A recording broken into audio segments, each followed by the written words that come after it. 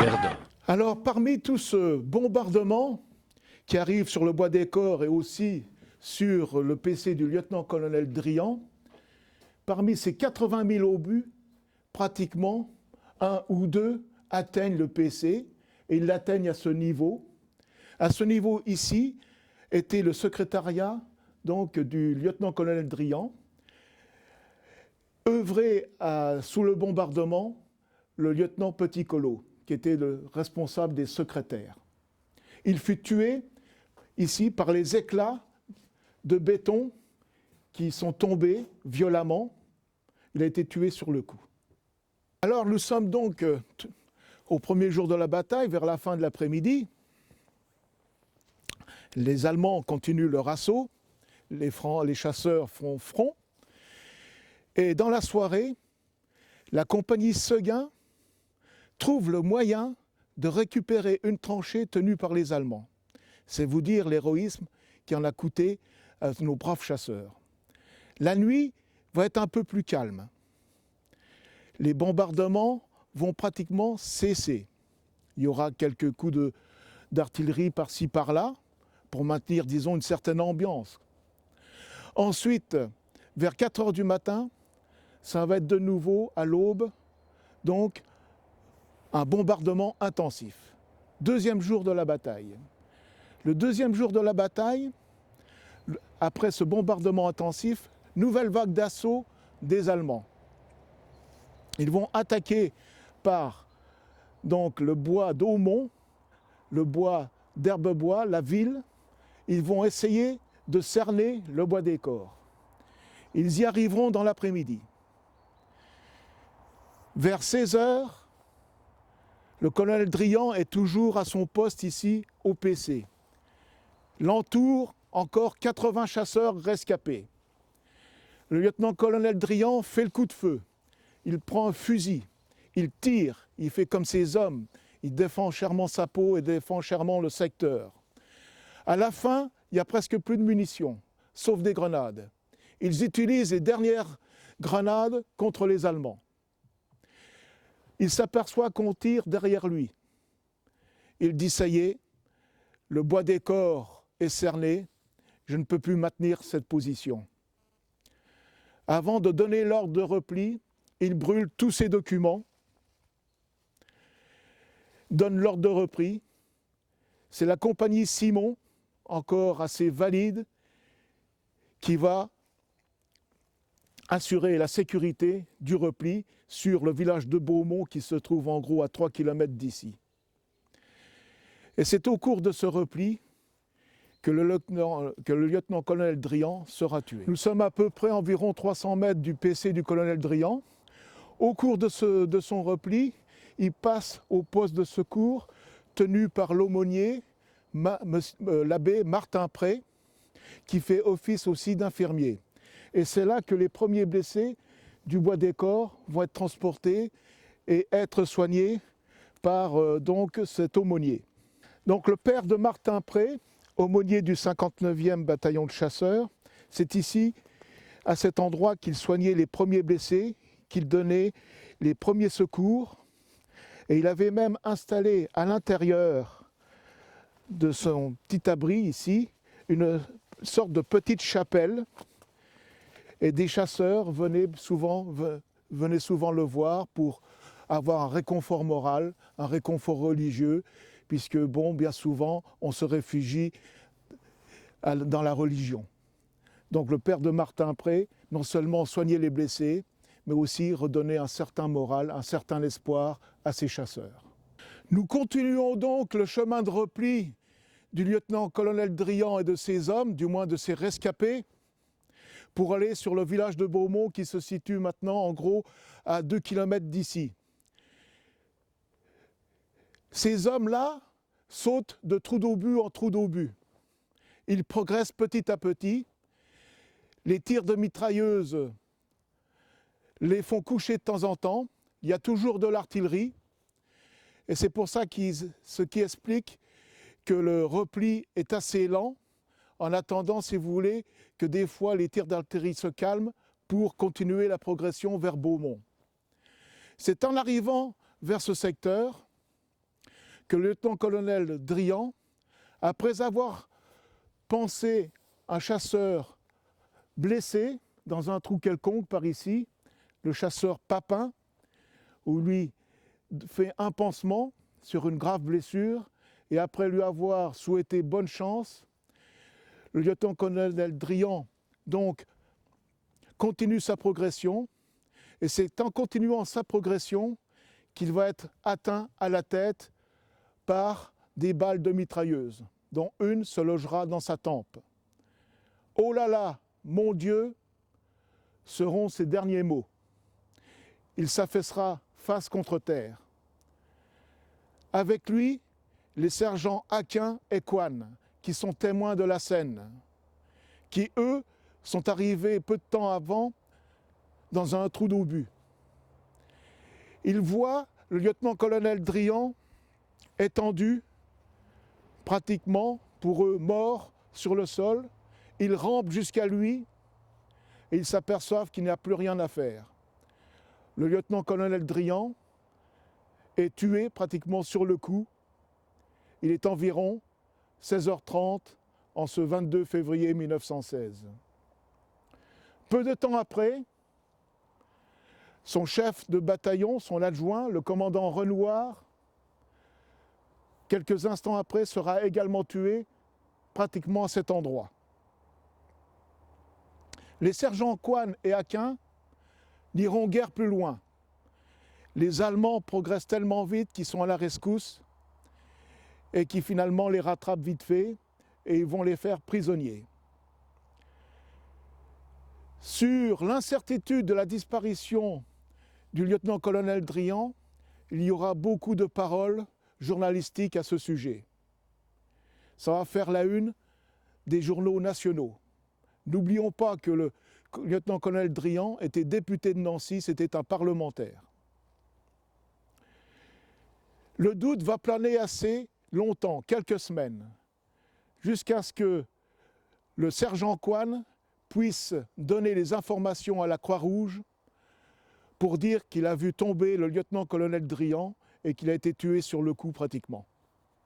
Alors après-guerre, pour symboliser le lieu où a été tué le lieutenant-colonel Drian, avec une souscription, les anciens chasseurs ont érigé une stèle en sa mémoire et en mémoire également des chasseurs qui sont tombés. On peut lire « Ils sont tombés silencieux sous le choc comme une muraille ». Le lieutenant-colonel Drian a été tué. Les Allemands l'ont inhumé le lendemain à cet endroit. Ils lui ont fait une sépulture, un entourage de bois avec une croix. Ce monument, bien sûr, a été rénové depuis, en sa mémoire, par le Souvenir français. Et à ses côtés, il y avait également la tombe provisoire du commandant Renouard. Donc ils étaient deux à cet endroit. Le lieutenant-colonel Drian et le commandant Renouard juste à côté. Pour l'instant, on ne sait pas où sont enterrés exactement ces deux braves soldats. Il faudra attendre le mois de mars 1916. En effet, le lieutenant Schroeter, un artilleur qui combattait vis-à-vis du lieutenant-colonel Drian, avertit sa maman, la baronne von Schroeter de Wiesbaden, que le lieutenant-colonel Drian, commandant les chasseurs au Bois des Corps, a été tué et que son corps a été inhumé avec honneur et respect dans un endroit du Bois des Corps. La baronne von Schroeter, avec un souci d'humanité, va donc écrire à Madame Drian par l'intermédiaire de la Suisse en lui délivrant ce que son fils lui a écrit. Et c'est ainsi que Madame Drian sera prévenue de l'endroit où est inhumé son mari, en compagnie donc du commandant Renouard, à l'endroit où il se trouve. Et bien sûr, elle attendra la fin de la guerre pour venir se rendre sur ces lieux. Alors elle ne va pas venir se rendre sur ces lieux immédiatement, elle attendra donc 1919. Ce sera exactement le 9 août 1919 qu'il va y avoir l'identification des deux corps. Madame Drian, en compagnie du général Renouard, père du commandant Renouard. Avec eux, un sous-officier, l'adjudant Torrenao, sous-officier identificateur, plusieurs témoins, dont le lieutenant Robin, qui a combattu ici même, au Bois des Corps, le général Valentin, commandant la place de Verdun, le curé de Ville-devant-Chaumont, un village qui se situe à 5 km d'ici environ, l'abbé Wepp. Il procède à l'identification des deux corps. Aucun souci. Ils étaient encore dans leur tenue. On reconnaît bien les 5 galons du lieutenant-colonel Drian, les 4 du commandant Renouard. Et à l'issue de l'identification, le général Renouard fera transférer son fils au cimetière du Faubourg Pavé, à Verdun, là où 7 soldats inconnus qui ont participé au choix du soldat inconnu qui repose maintenant sous l'Arc de Triomphe. Les 7 autres, ils étaient 8 au départ, les 7 autres ont été enterrés, inhumés au cimetière du Faubourg Pavé. Quant à la dépouille du lieutenant-colonel Drian, il est mis en bière et il repose à nouveau à cet endroit. Il sera exhumé une seconde fois. Il sera exhumé une seconde fois le 9 octobre 1922. Pourquoi? Parce qu'entre-temps, je vous ai dit tout à l'heure que le lieutenant-colonel Drian était député de Nancy.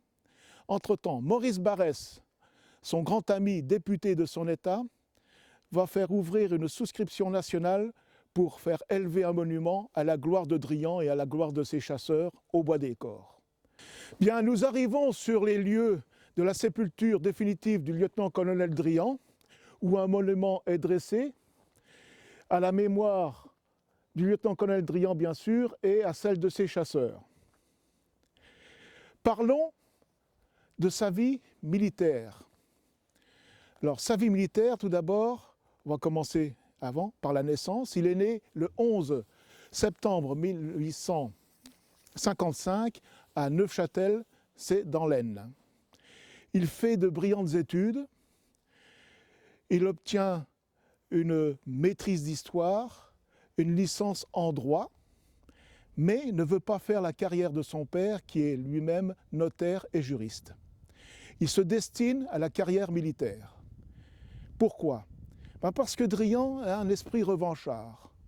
La situation de 1810-1871, ça n'a pas vraiment enchanté. Alors il a un esprit de revanche, il veut faire une carrière de soldat pour un jour peut-être se confronter à l'ennemi de maintenant, c'est-à-dire l'ennemi allemand. Alors il va rentrer à l'école des officiers de Saint-Cyr. Il en sortira avec le grade de lieutenant et il sera affecté dans un premier temps au 58e régiment d'infanterie. Ensuite, il sera affecté à Saint-Miel, c'est là qu'il va découvrir la Meuse pour la première fois, à Saint-Miel, à l'état-major de la 40e division. À l'issue, il demandera à être affecté à nouveau dans une unité de terrain en 1884 au 43e régiment d'infanterie et de là, il ira à Tunis. À Tunis est responsable du secteur le général Boulanger. Le général Boulanger le prend sous sa coupe et il en devient officier d'ordonnance. Et il ne va plus le quitter pendant un certain temps. En 1892, il est de nouveau affecté à l'école Saint-Cyr, mais en tant que cadre. Maintenant, c'est à son tour d'instruire les autres. En 1896, il est nommé chef de bataillon,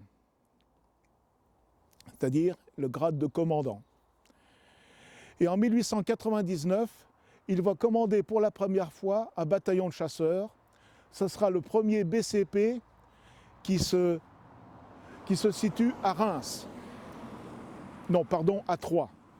À Troyes. Il commandera donc le 1er bataillon de chasseurs à Troyes. Sa carrière militaire va être un peu bouleversée.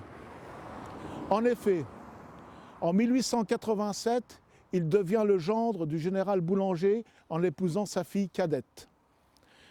Le général Boulanger, politiquement parlant, est plutôt, disons, ce qu'on appellerait aujourd'hui la droite de la droite.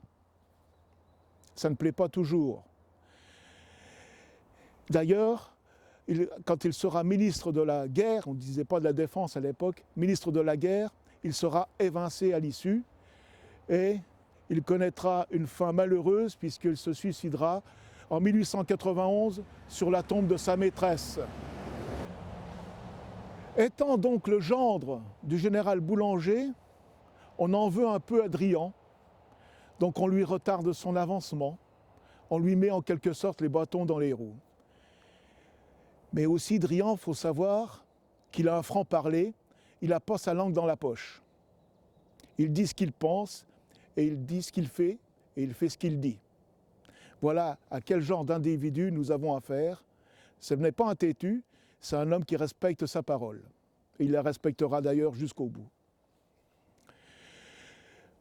Alors, fort de ce constat, s'apercevant que finalement, de bâtons dans les roues et ainsi de suite, il se dit « je vais quitter l'armée ».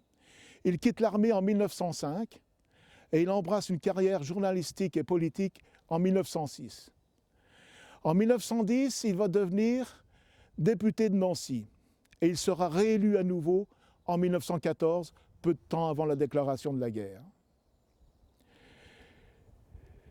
Sa vie d'écrivain. Je vous ai déjà dit tout à l'heure que Drian était un visionnaire, en effet. Et c'est un excellent visionnaire. On l'appellera d'ailleurs, et on le surnommera le Jules Verne militaire. Il va écrire ses premiers livres en pensant, lorsqu'il était dans la Meuse exactement à Saint-Miel, il s'occupait donc des relevés topographiques, de la cartographie, et il se déplaçait bien souvent de fort en fort. Et il lui viendra l'idée d'écrire La guerre de demain, qui se composera en 3 volumes, dont le premier ouvrage sera La guerre de forteresse. Il y aura beaucoup d'autres ouvrages. Il y aura la série des Robinson, Robinson souterrain, Robinson de l'air, Robinson sous-marin, où il explique les futures armes, les futurs combats, les batailles aériennes. Il y aura aussi un livre qui est vraiment très bien à lire, et là c'est vraiment du visionnaire, on ne peut pas mieux, L'aviateur du Pacifique. C'est en tout et pour tout ce qui arrivera en 1941 avec la guerre américano-japonaise. Une attaque soudaine sans déclaration de guerre sur une île, Pearl Harbor, et la confrontation navale, une des plus grandes confrontations navales entre Américains et Japonais, la bataille de Midway. Vous voyez, quelques 70 ans plus tôt pratiquement, ou 60 ans disons, visionnaire comme il est, on lit ce roman et on a le déroulement de la bataille de 41 et de 45. Vous voyez ? Alors, il a aussi écrit d'autres livres qui sont assez conséquents, comme Filleul de Napoléon, L'Alerte, L'Invasion noire, L'Invasion rouge, et beaucoup d'autres. Et c'est pour ça qu'on l'a surnommé le Jules Verne militaire, parce que tous ces livres qu'il a écrits, non seulement c'est ce qui est arrivé pratiquement, mais ça plaisait beaucoup aux adolescents de l'époque et aux jeunes hommes de l'époque. Donc Drian n'a pas écrit sous son nom de Drian, mais sous son nom, sous l'anagramme de son nom, c'est-à-dire d'Henri. Revenons à la députation du lieutenant-colonel Drian. Je vous ai dit donc qu'il avait déjà été élu une première fois en 1910, réélu en 1914 à nouveau. En 1914, il fait des pieds et des mains, malgré l'âge avancé, qui ne correspondait plus même à intégrer les rangs de la réserve, jouant de sa notoriété de député, il arrive à être incorporé à nouveau dans l'armée. Il va atterrir finalement dans un état-major à Verdun. Lui, ce n'est pas ce qu'il veut. C'est une unité de terrain. Cette unité de terrain, il va l'obtenir en 1915 et c'est là qu'il sera le chef de bataillon reconnu et aimé de ses hommes des 56e et 59e bataillons de chasseurs. Il obtiendra le grade de lieutenant-colonel le 20 mai 1915. Et en tant que député, il continue de temps en temps à siéger à l'Assemblée nationale. Il a la double casquette, celle de militaire et celle de député. Et il va avoir le bonheur et l'avantage, je dirais même, d'être à l'origine de la création de la Croix de guerre 14-18 que tous soldats pratiquement revêtiront à l'issue de la Grande Guerre 14-18. Alors pour commémorer cette date anniversaire des 21 et 22 février 1916, les anciens chasseurs qui ont combattu au Bois des Corps ont eu l'idée de venir fleurir tous les ans, depuis donc 1922, de fleurir ce monument en la mémoire de leurs anciens camarades. La Sidi Ibrahim de Verdun, créée en décembre 1934, a honoré donc le lieutenant-colonel Drian et ses anciens chasseurs, ici, sans interruption, tous les ans, depuis donc 1935. Non seulement elle honore le lieutenant-colonel Drian et ses chasseurs, mais aussi les 13 chasseurs inconnus qui entourent sa tombe. Beaucoup de portées disparues pendant ces combats, on ne sait pas vraiment exactement combien. Mais il faut savoir que les chasseurs, avec leur esprit de fraternité, leur esprit d'équipe, tel que défini à l'époque par un certain maréchal Lyautey, perdurent, ça continue, et pourvu qu'on fasse vivre ça encore longtemps. Je terminerai mon propos sur le centenaire. Ici, sur ces lieux, le 21 février prochain, aura lieu une grande cérémonie. Une cérémonie d'ampleur nationale, avec une autorité gouvernementale à l'appui, des autorités régionales, des autorités locales, et un grand nombre de publics, participation de la troupe, notamment celle des chasseurs, la fanfare du 27e BCA, le drapeau unique des chasseurs, symbole donc de solidarité entre tous les bataillons, viendront ici honorer, au bout d'un siècle, le lieutenant-colonel Drian et ses hommes, les braves chasseurs des 56e et 59e bataillons. Il faut savoir aussi que c'était des bataillons de réserve. Ces gens-là avaient, dans la trentaine, étaient bien souvent pères de famille. Et j'honorerai aussi plus particulièrement la mémoire d'un simple chasseur, le chasseur Leroy. Le chasseur Leroy qui, lui seul, a tenu tête aux Allemands en défendant, jusqu'à l'épuisement de ses munitions, une tranchée. Ce brave chasseur du 59e bataillon, ce brave Leroy, sera tué en avril 1917 sur la côte 304. Alors le 11 mars,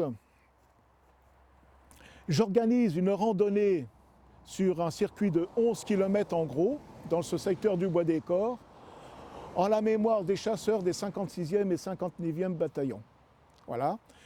Départ 13h45 du parking, pratiquement face au monument principal de Drian. J'aimerais aussi vous parler, puisque je suis également modestement un peu écrivain, que j'ai sorti dernièrement un ouvrage, En marchant sur les traces des poilus. Cet ouvrage concerne le champ de bataille de Verdun, le champ de bataille des Éparges de la Calonne et du saillant de Saint-Miel. Étant moniteur de randonnée, ayant fait beaucoup de circuits mémoriels en la mémoire de tous ces combattants, l'idée est venue d'en faire un livre, une sorte de guide, de façon à le mettre à la disposition de ceux qui veulent bien découvrir ou redécouvrir les phases de la bataille, les détails de la bataille de Verdun, les détails de la bataille des Éparges, de la Calonne et du saillant de Saint-Miel, de façon à ce qu'ils approfondissent le sujet et qu'ils en repartent avec d'autres connaissances que ce qui est écrit dans les grands livres d'histoire. Merci.